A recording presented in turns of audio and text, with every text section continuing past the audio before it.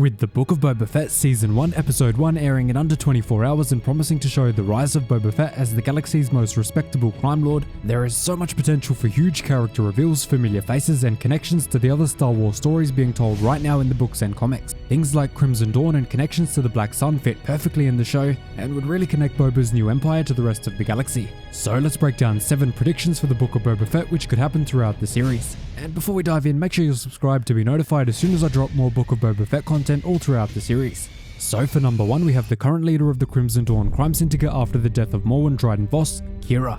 Right now in the ongoing comic trilogy of War of the Bounty Hunters, Crimson Reign and the Hidden Empire, we're witnessing the rise of Qi'ra and how she took control of Crimson Dawn after Maul's demise at the hands of Obi-Wan Kenobi on the sands of Tatooine in Star Wars Rebels. We get a deep glimpse at how she learned the ways of the dark side from Darth Maul despite not being force sensitive herself, and using that knowledge to announce the return of the Dawn to the galaxy. The authors of the comic line have already confirmed that War of the Bounty Hunters is a mini prequel to the Book of Boba Fett, and I'd say it's pretty likely we'll get some flashbacks to the events of that series, considering just how intertwined they are with Boba Fett's original trilogy story, as he transported Han Solo's carbonite frozen body back to Jabba. Boba actually lost Han's body on the way back to Tatooine after the Empire Strikes Back, leading Qi'ra to get a hold of it and using it as a statement to the galaxy that Crimson Dawn is back. In the Crimson Reign series, Qi'ra begins a quest to take down Darth Sidious and Darth Vader, hoping to rule the galaxy as a crime syndicate. So this makes her the perfect villain to show up and challenge Boba Fett's claim to territory and his stake as the top crime lord. The only major thing going against her showing up is that in the Crimson Reign comic, the story is being told from the future and the person telling the story, known as the Archivist, believes that this is the fall of Crimson Dawn. So Qi'ra could well be dead before the Book of Boba Fett. But then again, the third comic line in the series is called the Hidden Empire. So maybe Crimson Dawn is just forced to go back into the shadows again and fight Boba from the darkness. And strangely, the second issue of the Crimson Reign series isn't releasing until the final week of the Book of Boba Fett, later than its usual schedule. So definitely check out my video on Crimson Reign issue number 1 for the full story. Either way, Qi'ra is the perfect enemy for Boba and I'd love to see her in the show. After that, there is a very big possibility that we see the man himself, Cad Bane, return to take on his staunch enemy, Boba Fett. We know from a Clone Wars deleted scene that near the end of the Clone Wars, Boba Fett became fed up with Cad Bane's horrific and brutal practices when dealing with hostages and challenged him to a Western standoff to settle the debate. The standoff was tense and both fired their weapons with precise timing, but ultimately Boba Fett came out on top, putting a blaster bolt right into Cad Bane's head and another one went right into his own helmet. This is actually where he gets his famous helmet dent from, which sticks with him all the way up to The Mandalorian Season 2. Now, a direct shot to the skull would kill pretty much anyone else, but as we know from the Bad Batch, Cad Bane miraculously survived the ordeal and now has a cybernetic patch on his head in the exact place where he was shot, returning him to full function. So because we know that this duel has already happened and that Cad Bane is still in the bounty hunting game during the time of the Empire from the Bad Batch, I'd say it's a pretty good bet that we will see him appear in the Book of Boba Fett. Not to mention, Cad Bane is literally the perfect character type to show up in the series as that classic Western gunslinger type guy. I think we could even see them have a rematch of the Western standoff from the end of the Clone Wars, but this time the scores will be settled permanently. Most likely with Cad Bane finally dying after a long and legendary bounty hunting career. Following that, I think there's a pretty good chance that Prince Shizuo of the Black Sun crime syndicate shows up. For those of you who don't know, Prince Shizuo is an infamous Farlean prince and was considered not only one of the top crime lords in the galaxy, but even one of the most influential beings in the galaxy, only just below Palpatine, and he appeared in the Shadows of the Empire multimedia project. He was the head of the Black Sun criminal syndicate and was very capable of traversing both the underworld and the galaxy's high society. This infamous crime lord was literally just brought back into the canon only a few weeks ago with the Crimson Reign comic series, and he's confirmed to be an active member of the Black Sun during Qi'ra's rule of Crimson Dawn. He was actually already canon through a salad at Galaxy's Edge, but for being in an actual story, he just came back. This makes him a perfect candidate to show up in the Book of Boba Fett, either as a rival to Fett or as a surprise ally. Most likely though, the Black Sun under Shizuo's command is not going to willingly give up territory to Boba Fett, so they'll probably get into a heated turf war, resulting in huge bloodshed.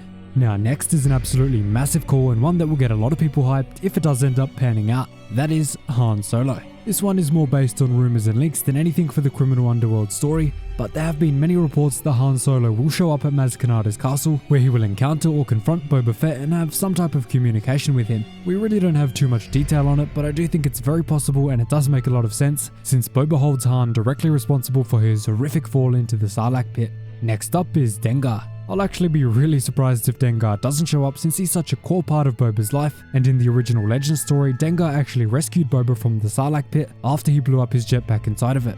I think this time in the canon version it'll be pretty different, but Dengar will likely still show up and team up with Boba, or fight against him.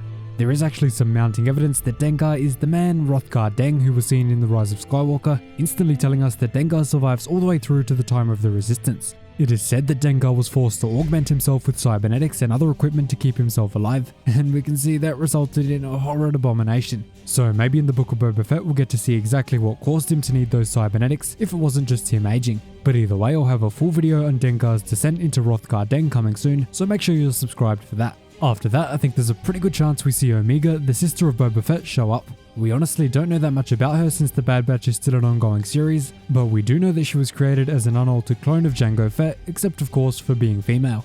Obviously this connects her very closely to Boba Fett, and by the time of the series, she will probably be either a very skilled bounty hunter or have some sort of involvement with the Mandalorian restoration movement being led by Bo-Katan.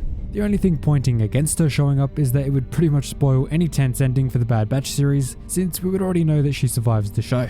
The next prediction isn't a character or plot prediction specifically, but I think we'll see an absolute ton of flashbacks in the series, telling the tale of Boba Fett's life. It is called the Book of Boba Fett after all. We already know from the current trailers and TV spots that we'll have at least one flashback to his escape from the Sarlacc pit and what happened immediately after. We know that he travels to Toshi Station from the trailers, and we'll likely even see the moment he kills Bib Fortuna all over again.